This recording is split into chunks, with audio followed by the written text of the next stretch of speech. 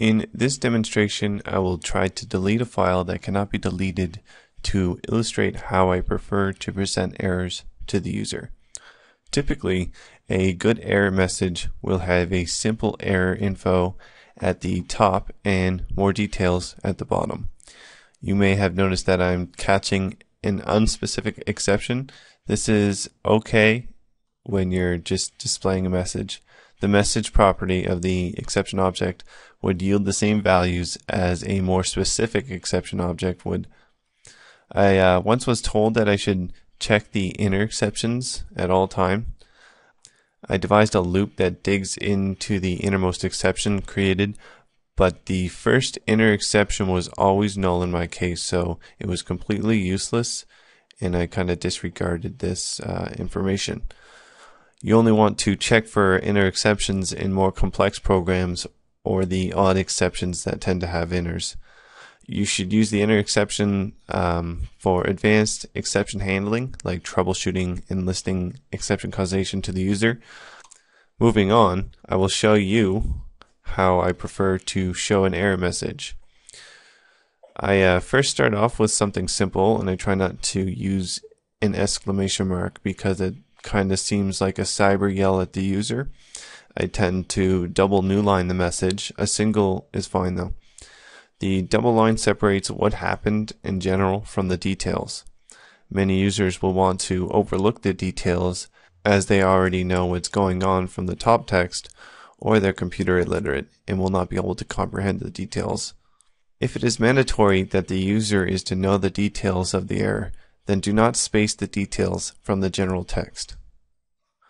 Next, I set the title as application product name so that if the message shows on top of another application window, the user will know what program was bugged out.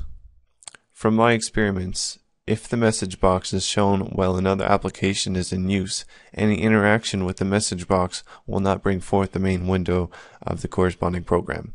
I will show you what I mean with this timed out operation, or timed operation. So I just clicked on Visual Studios, gave Visual Studios focus.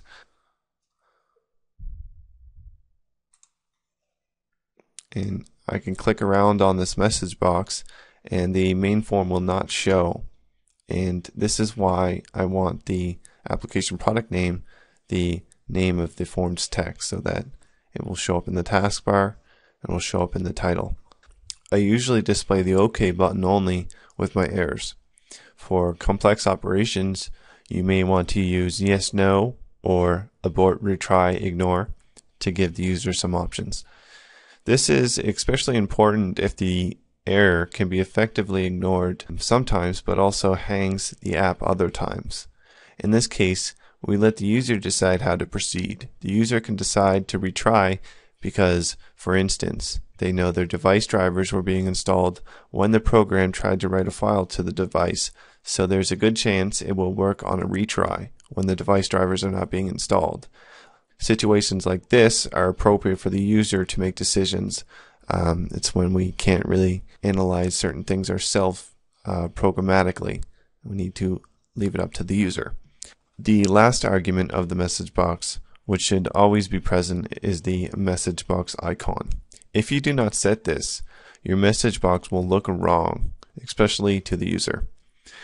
It's like the top message. It provides the user with a way to interpret the meaning of the message box with ease. Make sure you understand the non-error icons before using them. I'm sure MSDN has some good information on their use. Anyways, that's my insight on the message box and displaying errors and whatnot to the user. This is Left Technical signing out.